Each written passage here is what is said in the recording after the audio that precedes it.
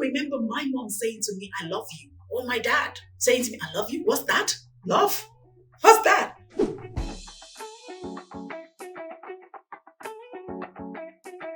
There has been conflicts between the two cultures in my own household. Of course, my children are born here. I feel that in my house, we have the embassy of Nigeria living in Ireland. What I have found is that sometimes we can't find the balance, so we find a harmony.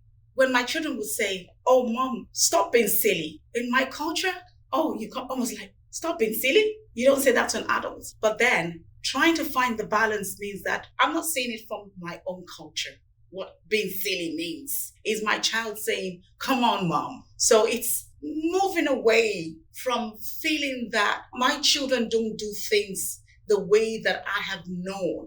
Then my hackles rise. No, but feeling that actually they are thinking of things in a different way. So finding that balance then help first me shifting my paradigm and saying, okay, that's not actually what it means. But also being able to say to them, actually, you know what? In our culture, this is how it is said. It doesn't have to be either or. It can be the two. Uniquely Irish Nigerian. I am very particular about being called African as opposed to being called a Black woman. A Black woman has really no identity, no culture. But being called a Nigerian woman or an African woman is very important because it highlights the culture that I am from. And I suppose the wisdom there is knowing when you should be more of this and more of that. Are there any difficulties in raising children between the two cultures in terms of how we live? For example, why can't I dress up? Why can't I do what all the children are doing? For example, how we view issues like respect. For an average African from sub-Saharan Africa particularly, we are big on respecting your elders. There's that hierarchical thing. There's some things you don't say to your elders and there's some ways you don't say it. An example of that would be when we have visitors come into the house and you want your children to leave and you perfect the art of speaking to them with your eyes, like, kind of, you're out. But that's not what happens here. So being able to help the child understand that in our culture, when we have visitors and their elders, you give us some space. We try to say, we don't do that in our culture. And then they're thinking, what culture are you actually talking about here?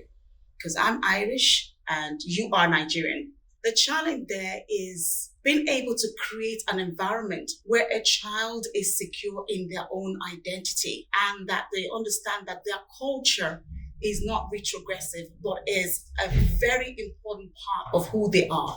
I remember my son, he said to me the other day, Mom, do you remember you didn't even let me have a water gun? I'm like, oh my God, my son, I'm so sorry. And in me feeling that kind of remorse, I see that I have evolved. And I say to him, everything I ever did that was wrong, please forgive me. But look at how I'm parenting Jonathan. This culture encourages children to speak up, use their voices. You also learn, and that's a good thing, and inculcating that into your family. How did you balance the conflicts of culture? For me as a parent, it was about the learning. I was constantly trying to see which parts of the Irish culture was good for me to imbibe, but also seeing the parts that weren't going to work for me and my family and the values we had. This is who we are. And being happy, being comfortable, being confident, being authentic. Without culture, who are we really? There's a lot to learn from the Irish culture in which you've come to live, and how to embrace children and bring them up with less harshness. Because my children would say, yes, Mom, you're so loving, but you are firm. But I don't think African parents would be people that would show love. I mean, I don't remember my mom saying to me, I love you. Or my dad saying to me, I love you. What's that? Love. You learn and take the good parts. So how is it like bringing my kids back home? We would talk a lot about our family and talk a lot about our country. So they would be looking forward to it. But where the issue has been their accents. Like my mom would say, I can't hear them. I don't know what they're saying. And I say, Mom, just be patient and you will hear them. You will be able to understand them.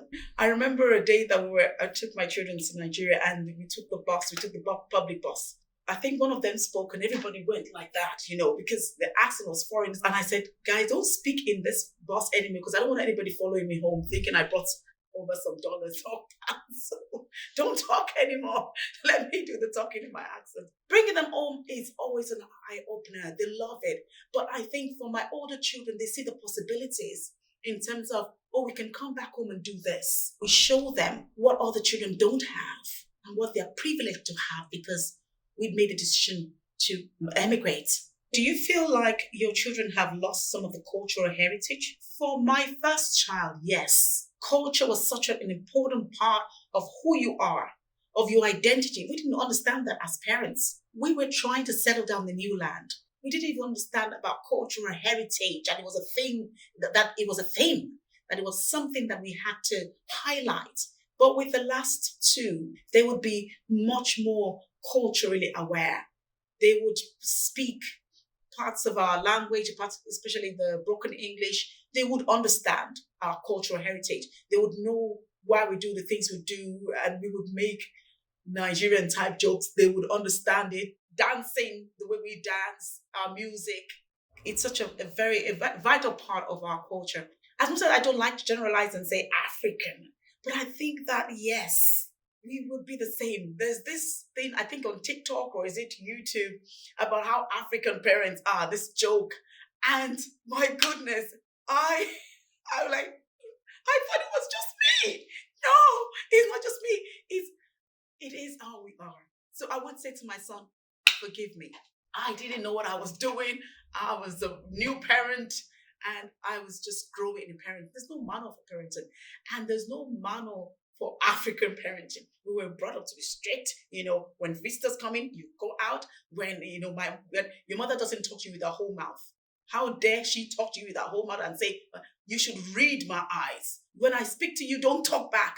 And, don't cry.